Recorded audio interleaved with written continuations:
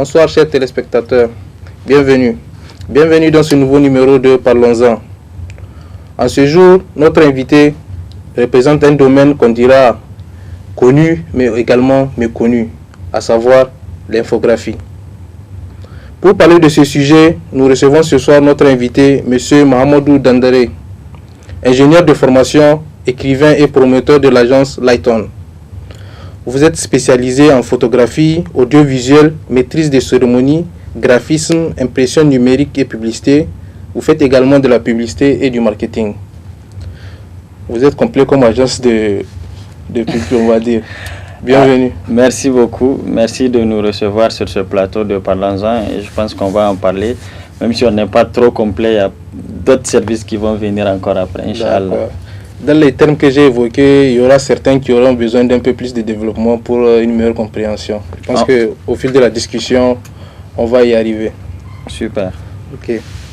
Donc, avant de commencer, d'abord, on va se demander qu'est-ce que l'infographie? Alors, ici au Niger, on parle plus d'infographie, mais ce que nous faisons, c'est plus du graphisme. Alors, il y a une certaine nuance entre graphisme et infographie. L'infographie, si vous voulez, en termes simples, c'est plus quand c'est vous êtes maître de ce que vous réalisez sur la maquette. Donc, si vous avez besoin, par exemple, d'une personne sur une affiche, c'est vous la dessinez, ce n'est pas vous prenez une photo, vous amenez. Voilà, et quand vous prenez une photo pour amener ou des gadgets pour amener sur l'affiche, en ce moment, on parle de graphisme. Donc, vous faites un graphe. À l'inverse de l'infographie où vous êtes le créateur de ce que vous utilisez. On a une feuille blanche, on la remplit pratiquement à la main, quoi. Justement. Donc quand c'est à la main, c'est l'infographie. Oui, bon, quand on dit à la main, c'est pour dire, voilà. Ça peut être numérique, quoi. Oui, oui. Voilà. Mais une touche un peu plus artisanale que le numérique directement, on va dire. Oui, mais l'infographie, on peut le faire aussi sur le numérique. Par exemple, vous prenez votre ordinateur, vous avez un logiciel comme par exemple Photoshop ou Adobe Illustrator. Maintenant, vous avez beaucoup d'outils qui vont vous permettre de faire un dessin comme si vous êtes à la main, tout simplement. Ou même avec une tablette, vous pouvez le faire comme si c'est à la main et ça donne une numérisation plus correcte et... Enfin, quand je dis plus correct, je parle entre guillemets parce que ça dépend aussi de l'œil de l'autre. Quelqu'un peut préférer ce qui est fait directement à la main, un autre peut préférer le numérique. Voilà, donc c'est un peu ça. Ça dépend un peu de l'œil de celui qui regarde. Oui, ça dépend un peu de l'œil de celui qui regarde. Ok, et bon, on a tous un déclic, quelque chose qui nous pousse à entreprendre dans un domaine ou un autre. Dans votre cas, qu'est-ce qui vous a poussé à aller sur ce domaine? Alors, vous savez, quand un être humain fait un parcours, comme vous l'avez dit, il y a un déclic. Moi, personnellement, c'est plus mon parcours qui m'a amené ce déclic-là. Donc, pendant mes études et même plus jeune, avant l'université, durant les activités, je suis du genre à participer, à vouloir que les choses soient meilleures. Donc, en ce sens, j'ai appris à faire plusieurs choses pour amener ma pierre à l'édifice. Au fur et à mesure que je faisais ces choses-là, je prenais goût à les faire. J'en devenais amoureux. Ensuite, je prenais goût au fait de participer à des activités, de participer à rendre quelque chose meilleur, d'être actif, ne pas rester, ne pas rester dans mon coin et toujours apporter ce que je peux. Donc, c'est ces choses-là qui m'ont donné envie vraiment d'entreprendre et de me créer un cadre qui va me permettre d'amener toute cette expertise-là que j'ai acquis et les expertises que je vais acquérir, à les mettre à disposition de la communauté pour vraiment améliorer les choses, si on peut le dire. D'accord. Donc voilà un peu. Maintenant, un peu la genèse de vos débuts. Comment ça a commencé? Quand est-ce que ça a commencé? Parce que Lighton aujourd'hui, c'est un peu connu, mais comment ça a débuté? Super. Alors Lighton, ça fait bientôt 3 ans en novembre et on fêtera nos 3 ans, Inch'Allah. Si je peux vous le dire, le début n'a pas été tout rose comme beaucoup de débuts de beaucoup d'entreprises dans le monde. Effectivement. À nos débuts, on avait plus commencé dans la vidéo. Parce que j'avais un certain nombre de choses que je voulais mettre en œuvre, mais les moyens manquaient. Forcément. Et quand j'ai fini mes études au Burkina Faso, après l'obtention de mon Master 2, immédiatement je me suis lancé dans mes activités. Donc ça fait que je n'ai pas été embauché pour avoir un certain revenu de l'économie que j'ai déposé. Donc je n'avais pas les fonds. Donc on est passé d'étudiant à entrepreneur. À entrepreneur directement. Donc j'ai réfléchi. Je me suis demandé qu'est-ce que j'ai sous la main qui va me permettre de commencer mes activités et quelle activité ça va me permettre de commencer. À l'époque, je fais une petite publicité à Samsung, j'avais une Samsung Galaxy Note 8 et je me suis dit, ben écoute, pourquoi ne pas commencer mes vidéos avec ça, parce que dans le temps, dans nos activités, c'est avec ça que je faisais les photos, les vidéos, les gens étaient contents. Comme je le disais tout à l'heure, c'est mon parcours. Voilà, c'est mon parcours qui m'a permis vraiment de me lancer dans ces activités-là. Donc, j'ai réfléchi, j'ai pris ma Note 8 et j'ai commencé les vidéos comme ça. C'est vrai que c'était compliqué parce que déjà, j'avais pas un appareil vraiment adapté pour faire de la vidéo. Pas professionnel. Pas professionnel pour faire de la vidéo. Bon, même si aujourd'hui, il y a certains qui arrivent à professionnaliser les téléphones dans un certain cadre, parce que c'est pas partout qu'on peut les utiliser à titre professionnel. Donc, c'était compliqué. Parce qu'il y a certains qui n'acceptaient pas, ben lui, on le paye pour nous faire de la vidéo, il vient avec un téléphone. Ce que moi-même je peux faire, ils se disent. Donc ça, c'était déjà un blocus. Ensuite, comme je le disais, il n'y avait pas assez de moyens. Et même pour faire de la vidéo, il faut autre chose que le téléphone. Il faut de la lumière, il faut un certain... Voilà, donc il faut un micro pour prendre le son, etc. Donc tout ça, c'était des problèmes. Ensuite, vous savez, quand vous commencez à exercer, vous voudrez vous développer. Oui. En ce moment, il faut chercher encore des fonds. Voilà. Plus on investit, plus on grandit. Justement. Mais il faut chercher du boulot pour avoir quoi investir. Voilà. Donc ça aussi, c'était compliqué. Mais au fil du temps, Dieu merci, aujourd'hui, ça fait bientôt 3 ans, on est équipé pour tout type d'événements. Donc, vraiment, ça va. On a pu surmonter les difficultés. On a fini avec les téléphones, c'est niveau professionnel. On a fini avec les téléphones, on est niveau vraiment professionnel. Et on a eu 3 ans pour se développer. Et voilà, on est vraiment niveau professionnel. On a plusieurs appareils et les autres gadgets qui les accompagnent. Maintenant, comment arrivez-vous à acquérir de la clientèle, à attirer les gens? Quelle plus-value vous apportez un peu par rapport aux autres? Alors, je vais peut-être scinder la question en 2 parties. Comment avoir les clients, ensuite parler de la plus-value. Alors, comment avoir les clients?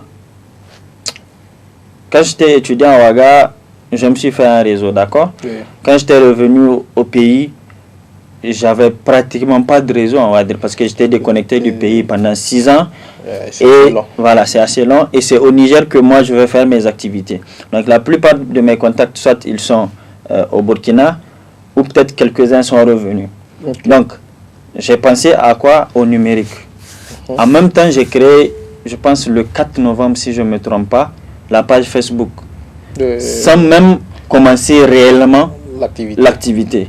Donc j'ai créé la page Facebook, je me suis dit, ben, si je dois me faire un réseau, il faut que ça soit sur Facebook, sur les réseaux sociaux. C'est un peu plus facile. C'est un peu plus facile, même si on ne connaît pas la personne, on peut l'atteindre. C'est visible, les gens peuvent nous voir, savoir ce qu'on fait. Justement, donc j'ai commencé sur Facebook et je n'ai pas négligé mes contacts que j'ai acquis au Burkina Faso. Voilà. Parce que je me disais, ils ont de la famille au Niger, il y a certains qui sont revenus au Niger qui peuvent avoir besoin, ou quelqu'un de leur entourage a besoin d'un service, ils me font signe. Donc vraiment, au début, ça avait commencé par là, et par la grâce de Dieu, après, c'est devenu du bouche à oreille. Parce que quand vous faites un travail satisfaisant, quand le client est satisfait, il parle de vous dans son entourage. Voilà. Donc c'était comme ça.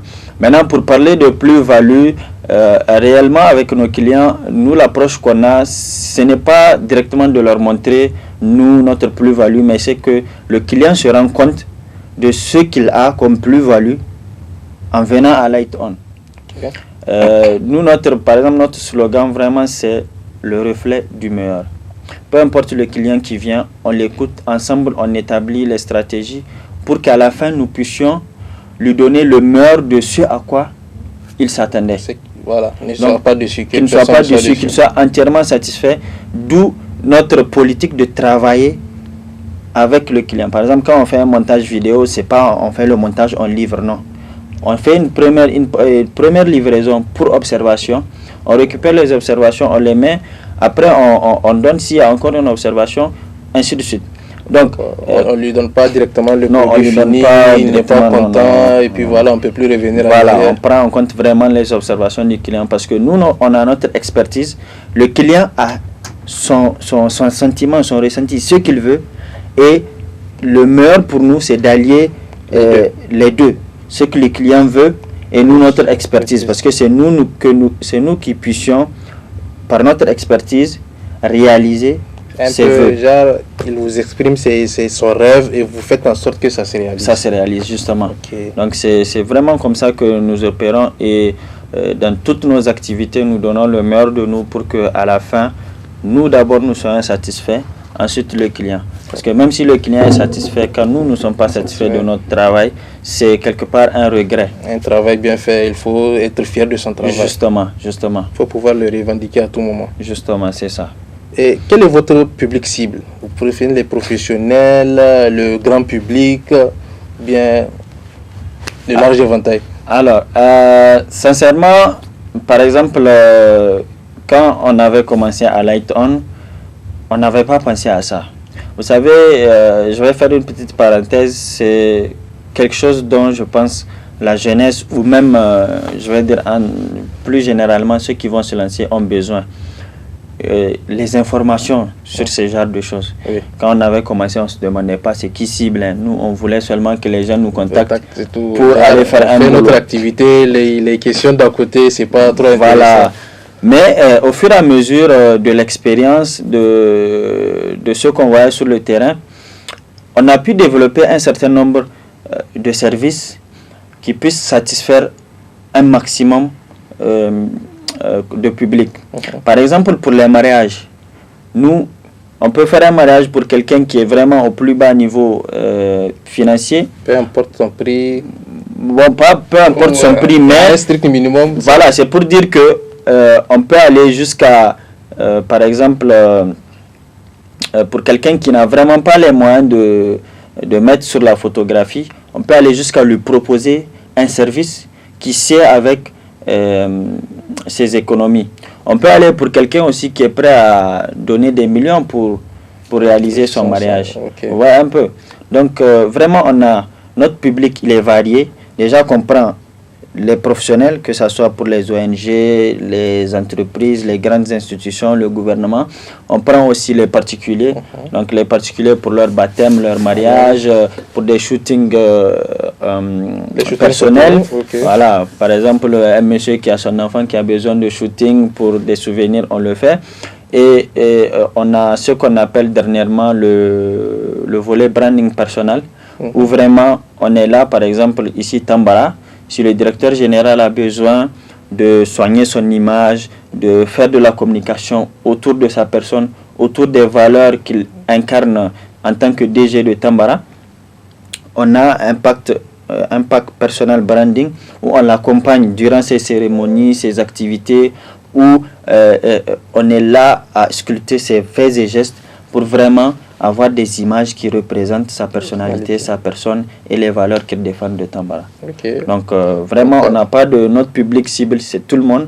On nous approche et avec les vœux du client, on évalue ce que ça vaut, on essaie de gérer. Okay. On trouve toujours moyen de faire quelque chose avec quelqu'un. Pratiquement toujours. Il y a des fois où les clients ne font pas beaucoup d'efforts.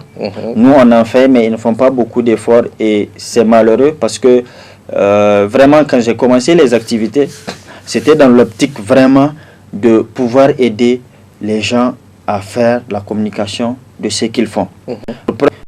Light On avant s'appelait Procons local, qui veut dire production et consommation locale. Donc j'étais vraiment pour surtout aider les entreprises nationales et les entreprises qui sont au Niger, leur apporter un peu plus de visibilité pour que vraiment ils puissent vendre leurs produits. Donc c'était vraiment ça l'objectif. Donc c'est pourquoi on fait des efforts pour qu'on puisse aider la personne à faire sa communication, mais des fois il y a des clients qui ne font pas assez d'efforts. Malheureusement, soit on ne fait pas leur commande ou on on revoit leurs commandes et leur proposer quelque chose de... Un peu moins ambitieux. Un peu moins ambitieux, justement. Il y a des gens qui rechignent un peu à mettre plus pour avoir plus, quoi. Justement, c'est ça. Bon, ça existe toujours, les gens ne sont pas...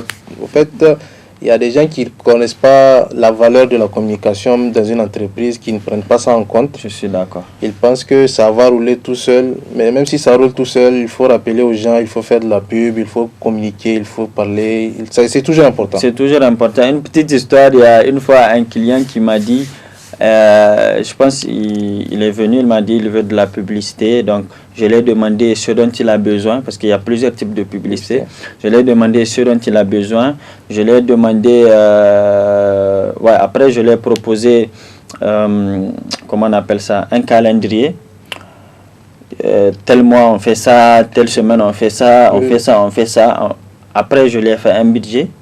Et le client me dit il ne peut pas gérer le budget parce que ses bénéfices ne lui permettent pas. Après, je lui ai fait comprendre qu'en termes de communication, il ne faut pas compter sur ses bénéfices pour faire de la communication. Non.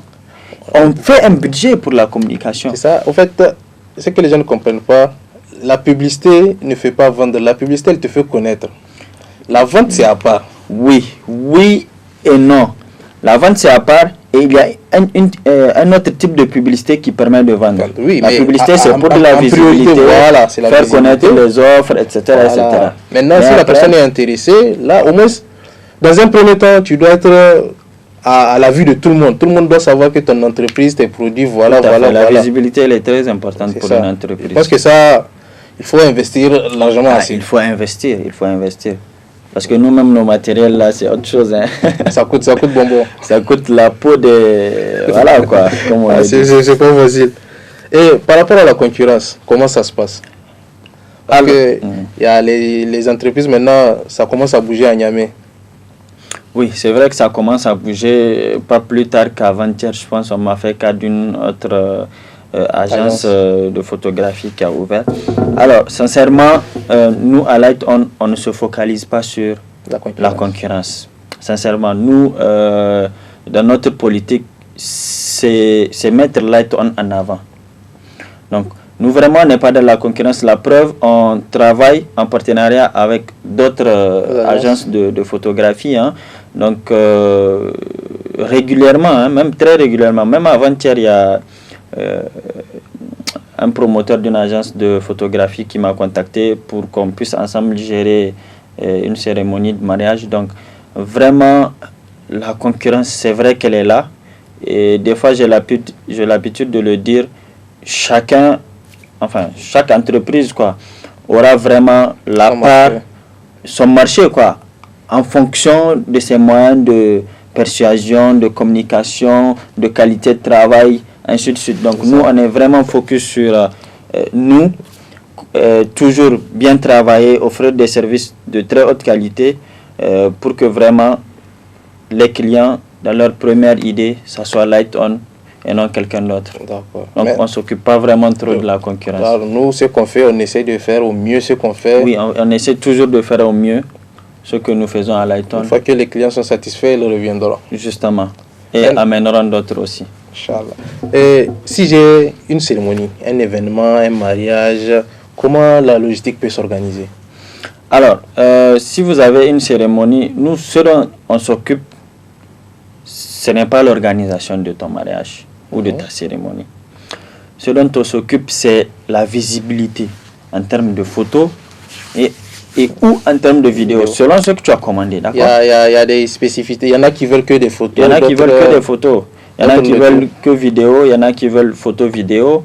Par exemple, il y en a, ils peuvent choisir photo et vidéo, mais choisir que des photos numériques, parce qu'on a cette option-là aussi de vous fournir des photos numériques que vous pouvez utiliser sur vos téléphones, vos ordinateurs. Ou les photos en papier. Maintenant, il y en a qui préfèrent les albums comme on connaît de façon classique. Okay. Donc, vous faites votre commande. Nous, la logistique pour gérer côté image, ça nous concerne. Donc, on a notre véhicule avec lequel on débarque avec tout le matériel nécessaire. Tout ce qu'il faut. On s'installe et on fait notre job. On finit, on remballe. Ok. Voilà, donc la logistique, c'est vraiment nous qui on s'en occupe. Il n'y a pas de il faut aller chercher le photographe. Non, il n'y a pas de il faut aller chercher le photographe. Vous ne cherchez pas, vous nous donnez le programme, les lieux.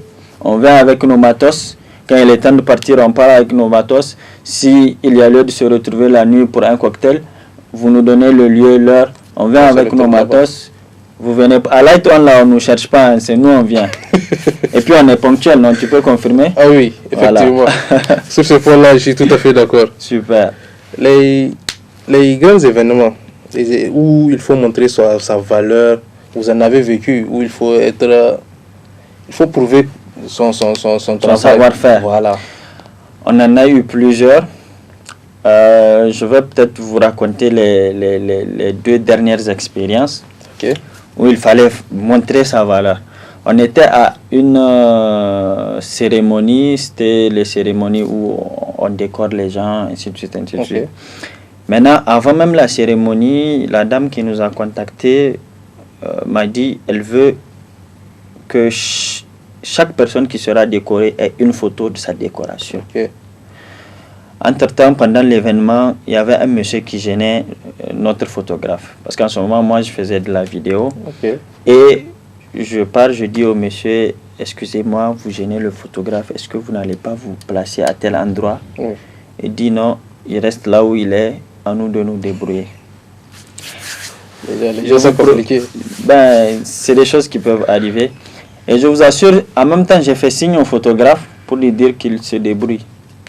Et il s'est débrouillé, il a respecté les vœux de la dame.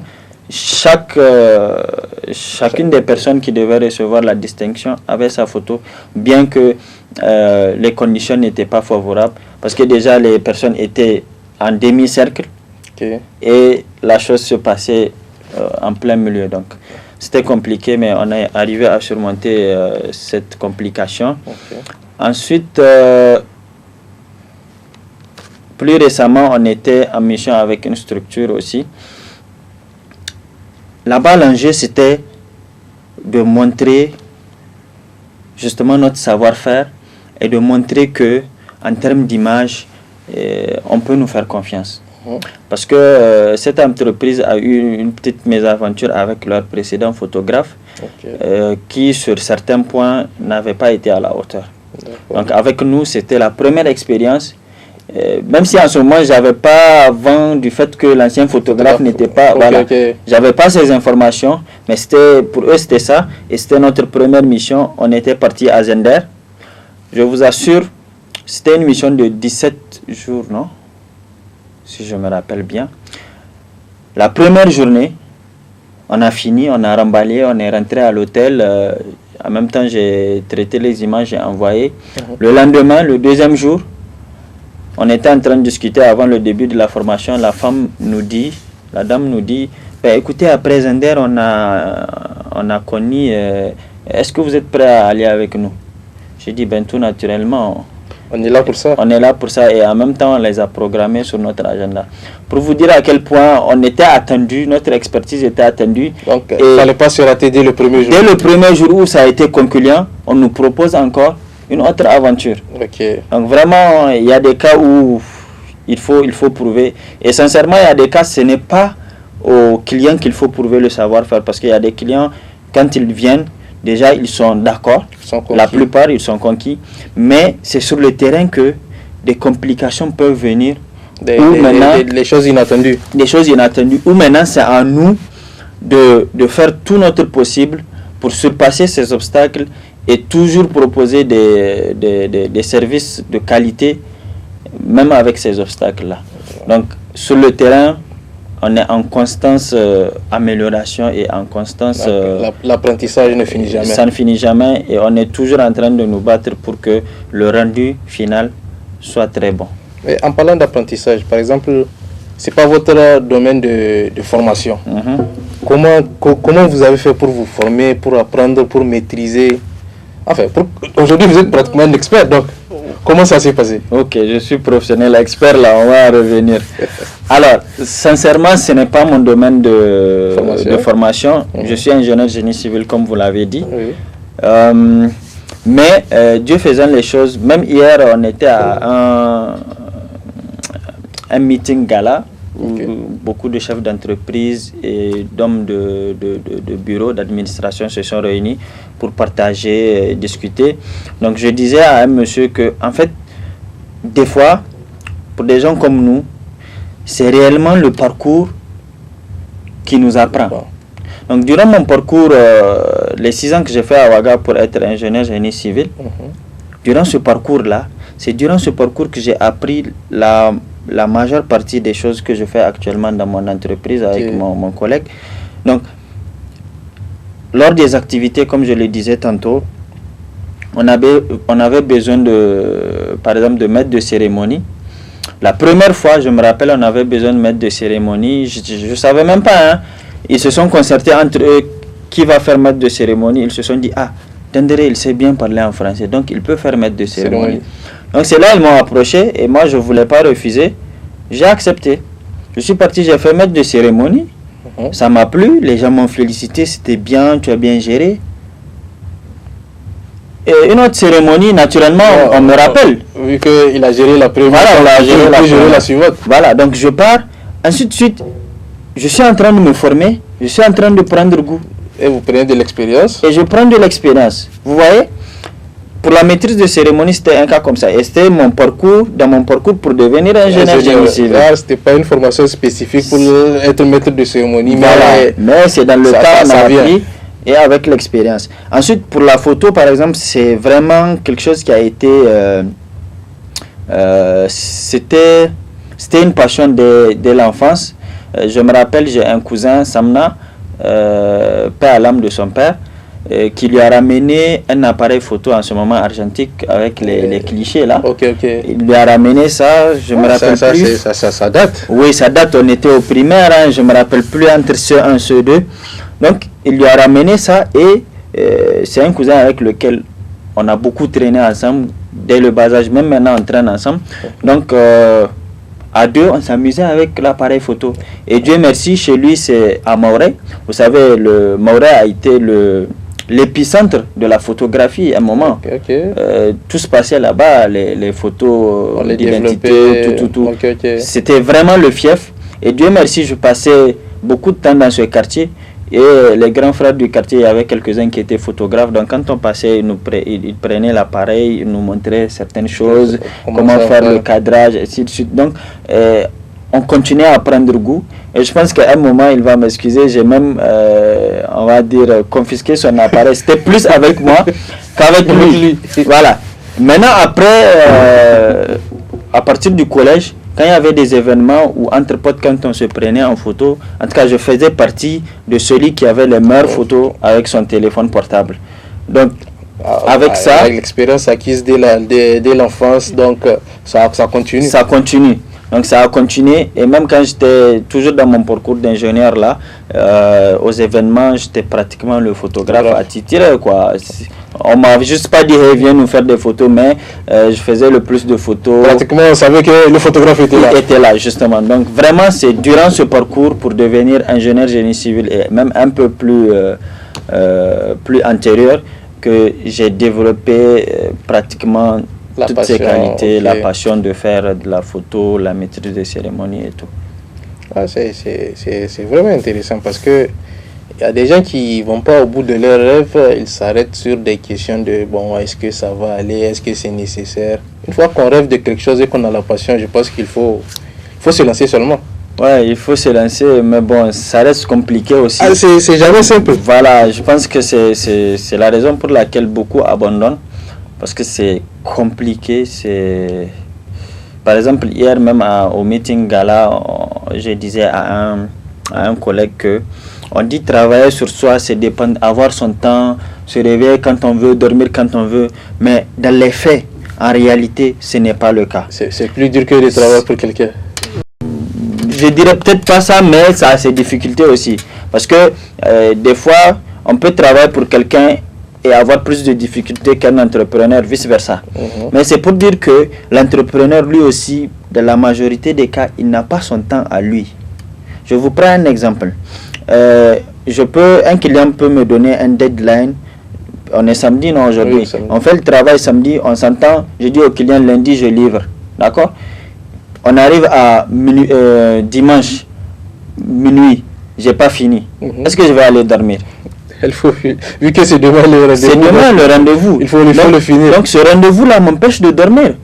C'est comme si je travaille pour quelqu'un en réalité. Ah, oui. Parce que le client m'attend. Et en bonne foi, en tant qu'entrepreneur qui veut que les choses continuent, qui ne veut pas décevoir, etc., je me dois de veiller cette nuit-là pour pouvoir respecter ce deadline. Donc, l'entrepreneuriat aussi, ça a vraiment ses complications. Effectivement. Des fois, on ne mange pas, il faut qu'on le dise aux gens. Des fois, là, on a faim. Mais ça vient avec le temps. Oui, ça vient mais avec le temps. Il faut la force de résister. Il faut ça. Il faut beaucoup de résilience. Il faut être passionné dans ce qu'on fait. Parce que à la base, si on n'a pas la passion, on ne pourra pas tenir. Je vous assure, parce que même les passionnés, des fois, ils pensent, je n'ai pas dit ils abandonnent, ils pensent forcément à abandonner. Mais bon. Même les passionnés. Imaginez quelqu'un qui n'est pas passionné. Et justement. Donc c'est plus facile pour lui d'abandonner. Voilà, donc c'est pour ça que quand tu as un rêve, essaie de le réaliser, fais tout pour le réaliser. Ouais, c'est important. Moi, je sais que dès que j'ai fini mes études, immédiatement, je me suis lancé dans mes activités. Parce que je me voyais mieux dans ce cadre-là. Voilà. Ouais. C'est mieux que de traîner à faire des choses qu'on n'aime pas, après passer des années à regretter, se dire qu'on n'a pas eu le temps de faire ce qu'on voulait, or qu'on ne s'est pas donné les moyens de le faire. Au moins, on tente. Si ça ne marche pas, ça ne marche pas, mais au moins on sait qu'on a tenté. Au moins on sait qu'on a tenté. On n'aura pas le regret d'après. Et pour Light-On, quel est le futur? Quels sont les projets futurs? Alors, pour Light-On, déjà, dans cette période, on est en train de concrétiser une vision qu'on avait. Parce que Light-On a commencé dans un téléphone, d'accord? Il a grandi dans un sac. Les sacs pour transporter les appareils photo. Il a grandi dans un sac. Ensuite, il a encore grandi, atteint une autre étape dans l'arrière-cour de chez moi. La maison familiale. Voilà, quand mon père a construit, il a fait une dépendance derrière. C'est là-bas que Light-On était, après le sac, pendant un peu plus d'1 an. Et aujourd'hui, on est en train d'aménager un local plus adapté, vraiment pour offrir plus à la clientèle. Et donc déjà vraiment on est en train de franchir, on est en train de faire un bon pas. Mais pour le futur déjà, Light-On moi je vois Light-On une grande multinationale, d'accord, sur un grand étage construit sur fonds propres de Light-On ou au moins avec des partenaires, d'accord. Mais plus encore, c'est que Light-On devienne une référence et qu'on puisse s'étendre, d'accord, déjà dans la sous-région, dans l'intérieur du pays, ensuite dans la sous-région. Et vraiment national. Pourquoi ne pas aller à l'international, d'accord. Ensuite, l'apothéose, vraiment le must-have de Light-On serait que Light-On puisse être un financier pour d'autres. Mais avant que ça soit un financier pour d'autres, j'aimerais aussi que ça soit un financier pour d'autres projets que j'ai. Donc l'entrepreneuriat ne finit jamais. Ça ne finit jamais. J'ai tellement de projets et mon collaborateur qui est avec moi, c'est aussi quelqu'un de très ambitieux. Je vais le remercier. Je vais profiter de l'antenne pour le remercier, Abdelganiou Fakbonou. C'est vraiment quelqu'un de très ambitieux, de très patient, avec qui je travaille, qui a aussi des choses à faire, et ensemble je pense que on va réussir à faire ces choses-là one by one. Et que Light-On puisse être un financier de ces... L'ambition est primordiale en tout cas. Plus on est ambitieux, on repousse la limite. Comme vous l'avez vu, ça a commencé dans un téléphone, un sac, une dépendance. Aujourd'hui, on a un niveau professionnel, donc ça ne fait qu'augmenter. Inch'Allah. Bientôt, on vise le building et on va viser les autres pays. Inch'Allah. Que Dieu le fasse. Amen, amen. Maintenant, si vous pouvez, on a parlé du bien, mais quelle est la pire expérience ou une des pires expériences que vous avez vécues? Une des pires expériences. Il y a eu des expériences je suis déjà allé à un événement sans carte mémoire. Imaginez, je fais comment pour enregistrer les photos, les vidéos. C'est compliqué. Dieu merci, j'ai pu trouver solution. Maintenant, il y a une expérience qui m'a marqué, ça remonte à environ 1 an. J'étais sur une mission, j'étais parti sans guide. On m'a juste dit voilà, on m'a fait le topo de l'activité. On m'a dit on veut des photos et des interviews. Donc j'étais parti, j'ai fait les images. Le client me dit je veux voir à quoi ça ressemble. J'envoie les images. Le client me dit, je me rappelle pas exactement des mots parce que moi j'ai toujours été mauvais bûcheur. Hein. Donc le client disait un truc du genre, on pensait avoir recruté un professionnel, pas un débutant. Ça doit faire mal au moral. Je vous assure, sur le coup, j'ai pris un choc. J'ai dit waouh. Il dit mais le client dit ce que j'ai fait, genre même un débutant, quoi, il peut faire mieux. À ce moment-là, vous n'étiez plus débutant déjà? Non, en ce moment, j'exerçais, ça faisait un peu plus d'1 an. Hein. Je l'ai dit gentiment, d'accord, il n'y a pas de souci. Demain, je vais me rattraper. On s'est entendu sur ça. Pour revenir à l'histoire de concurrence, j'ai un grand frère du domaine, Boubacar Barazé, qui est toujours là hein, quand j'ai besoin de conseils ou de son point de vue sur certaines choses. J'ai dit d'accord, j'ai revu mes images, j'ai vu un peu ce qui cloche sans cerner réellement ce qui cloche. J'ai envoyé quelques-unes de ces images à Boubacar Barazé et dit dis-moi ce que tu penses de ces images. Il m'a dit ah là je pense que c'est pas bon, là je pense que tu aurais dû faire ça, là je pense que ça. J'ai dit d'accord, merci beaucoup. J'ai pris ce qu'il m'a dit, je suis allé, j'ai fait des recherches sur le net, j'ai trouvé d'autres réponses. Le lendemain je suis allé sur le terrain, j'ai repris les images, j'ai envoyé au client et le client m'a sorti waouh, félicitations, voilà les images que j'attendais.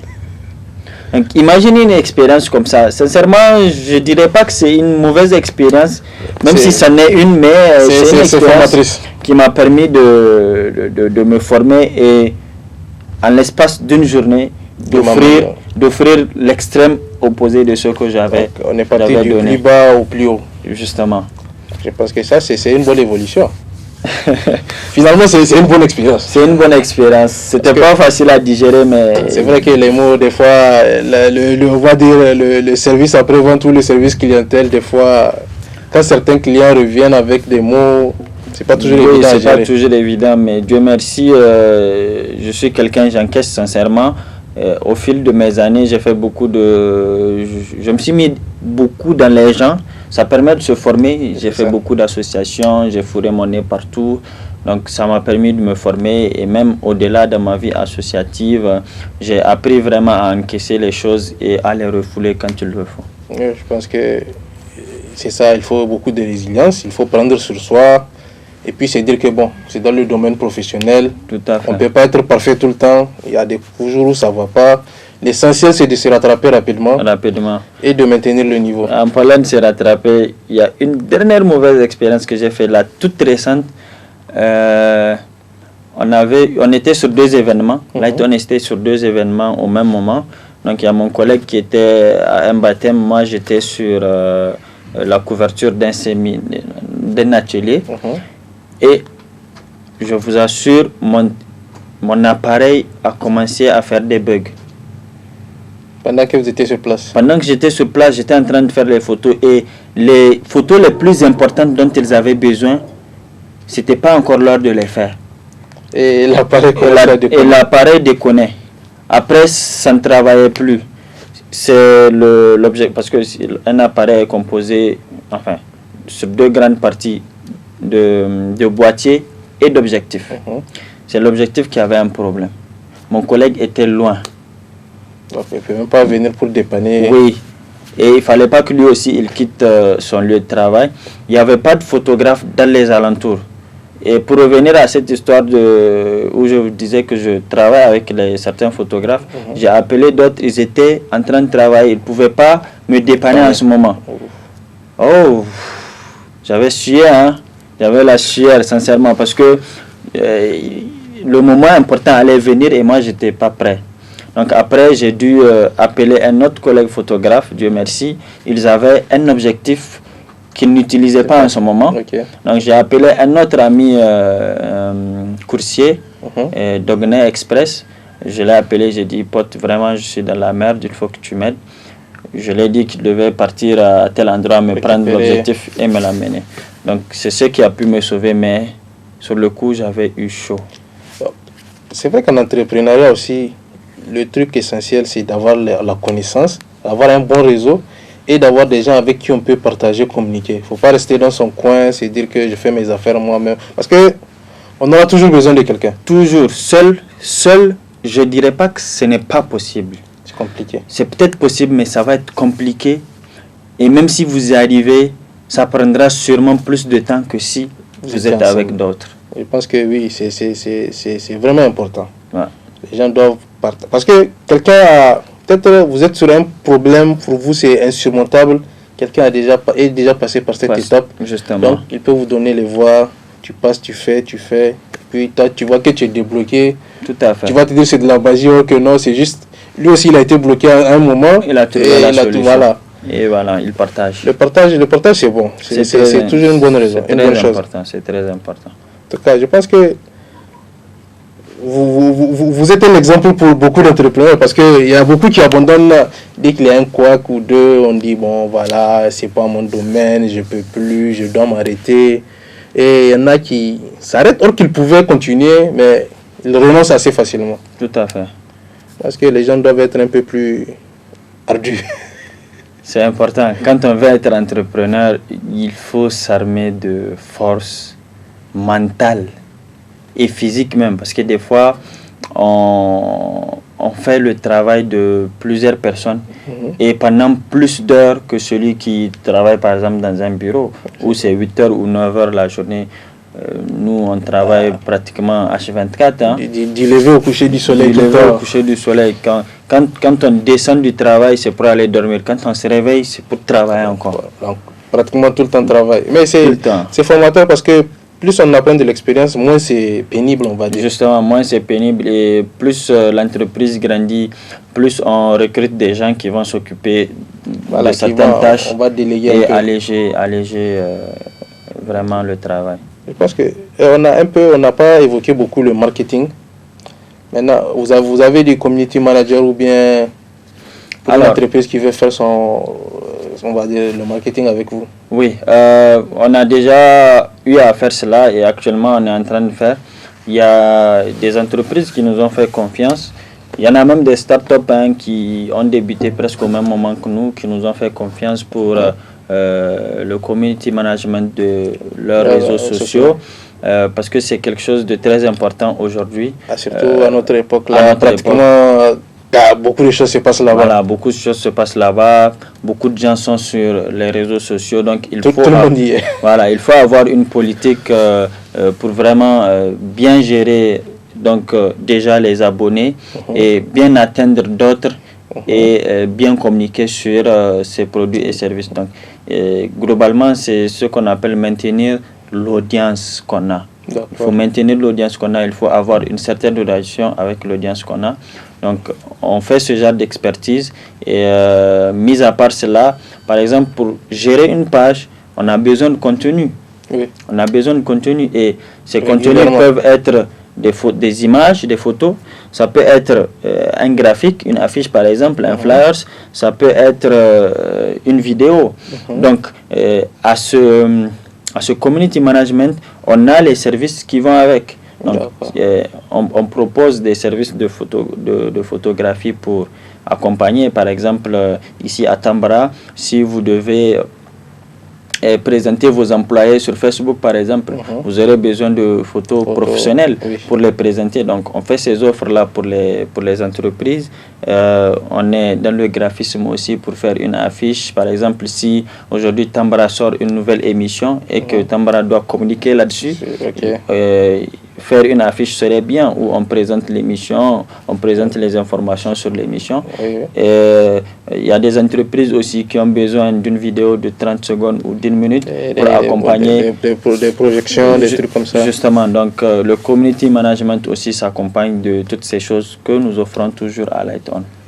C'est ce que je disais au début, c'est vraiment assez complet. Oui, il ne manque pas grand-chose. C'est plutôt complet pour une agence de communication, même s'il y a beaucoup de choses qu'on ne fait pas. Il n'y a pas le développement web qu'on ne fait pas, par exemple, la création de pages, de sites internet, etc. Oui, ça, c'est notre domaine. Ou bien par exemple, vous voyez les messages automatiques que les NITA vous font. Oui. J'ai fait de la publicité, j'ai pas voulu, désolé. Donc les messages automatiques que ces agences-là vous font, il y a d'autres agences de communication qui les développent, ce n'est pas encore à notre niveau. Mais on est quand même assez complet pour permettre à une entreprise ou une institution de faire sa communication et même pour des particuliers de pouvoir vraiment immortaliser leurs moments, leurs événements et tout. Ok, d'accord. Maintenant, bon, je pense qu'on tire un peu vers la fin. Et pour ceux qui veulent contacter Light On. Pour ceux qui veulent contacter Light On, c'est tout à fait simple. Sur Facebook, on s'appelle Light On, collé. Le Light et le On est collé. Sur LinkedIn, on s'appelle Agence Light On. Sur TikTok, on s'appelle Light On aussi. Sur Instagram, on s'appelle Light is On. Là-bas, c'était compliqué de créer pour Light On. On est joignable au 97 38 83 88. On est situé à Bonkane, non loin de Total, qui est au marché Bonkane, sur la route qui mène vers justement Fada Luboto. Ok, d'accord. J'espère que vous avez apprécié l'autre compagnie aujourd'hui parce que nous, on était vraiment satisfaits. Non, j'ai apprécié. Le cadre, il est bien, Dieu merci. Vous avez bien préparé l'émission. On a fait le tour de pratiquement Light On et vous avez eu à vous-même interagir dans cette émission tout à fait normale. Et je vous assure, dehors, il faisait chaud. Ici, là, je suis bien dans la climatisation, bien confortable et j'ai vraiment apprécié cette interview. Ça m'a permis aussi de revoir des souvenirs passés. Ok, bon, chers téléspectateurs, nous arrivons à la fin de notre émission. Merci d'avoir suivi ce nouveau numéro de Parlons-en. À la semaine prochaine.